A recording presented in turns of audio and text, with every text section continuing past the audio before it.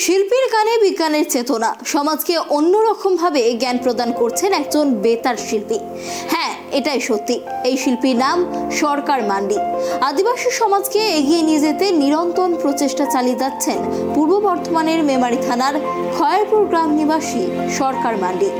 তিনি জীবন্ত মায়ের মূর্তি করে মানুষকে শিক্ষা দিচ্ছেন, কারণ মৃত লোকের বা মাটির গড়া ঠাকুরের পুজো করার আগে জীবন্ত মায়ের পুজো বা সেবা করতেন।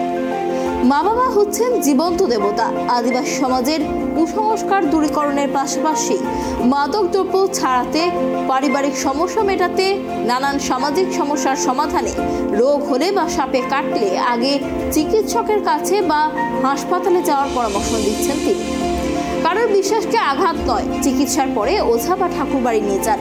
এটাই তিনি সাধারণ মানুষের কাছে তুলে ধরছেন, মানুষের মধ্যে ছড়িয়ে দিচ্ছেন বিজ্ঞানের চেতনা। প্রতি বুধবার তার বাড়িতে পশ্চিমবঙ্গ সহ ভিন রাজ্যের কয়েক শত মানুষের জমায়েত হয় শুধু সমস্যা মেটাতে, না হলে শিক্ষা নিতে। এই পৌষ মাঘ মাসে আদিবাসী সমাজের অনেক অনুষ্ঠান হয়। সেই অনুষ্ঠানগুলি যাতে সুন্দরভাবে কাটাতে পারেন সেজন্য সুপরামর্শ দিয়ে আদিবাসী সমাজকে এগিয়ে যাওয়ার পথ প্রদর্শকের ভূমিকা পালন করছেন সরকার মান্ডি। তিনি একজন বেতার শিল্পী হওয়ায় গানে ও বক্তব্যের মাধ্যমে মানুষের মন জয় করে চলেছেন।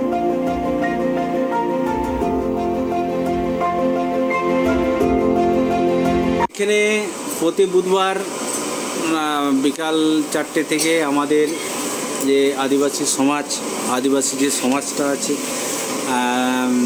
পরম হয়ে আসে, সেইগুলো ধরে রাখার আমার অনেক চেষ্টা আছে। এবং এখানে প্রতি বুধবারে আমাদের যে শাড়ি ধর্ম আছে, এই শাড়ি ধর্ম নিয়ে আমাদের প্রচার প্রসার করি। এবং আমাদের যে হারিয়ে যাচ্ছে এই আমাদের মানে আমাদের যে এই যে সাকরাত বলে আছে, সুরহাই বলে আছে, যে বাদনা পরব, অনেক মাগসিম, মা মোড়ে, বাহা পরব, এগুলো সব আমাদের এই বাচ্চা কাছে মানে আমাদের এই মারা অনেক কিছু জানে না বা অতটা বোঝেও না। ওই সব আমি যতটা পারি বলি।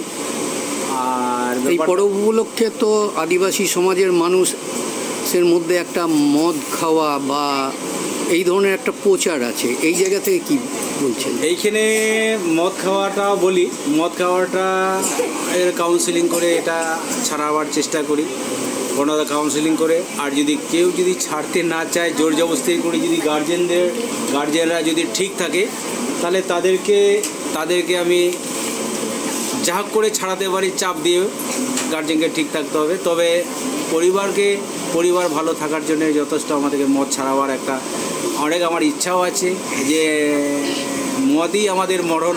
জলে জীবন, জলে মরণ আছে, কিন্তু মরটা সবইতেই মরণ আছে। 1.5 বছর ধরে আসছি।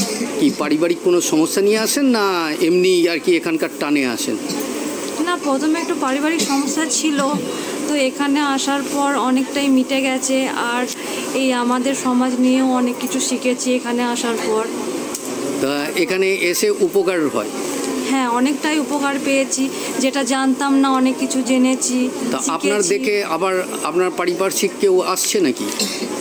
না, আমার পারিবারিক থেকে আগে আসতো, মানে এখন আমরাই আসছি বেশিরভাগ। সবার তো সময় হয় না সবসময় আসার, তো আমরাই আসছি।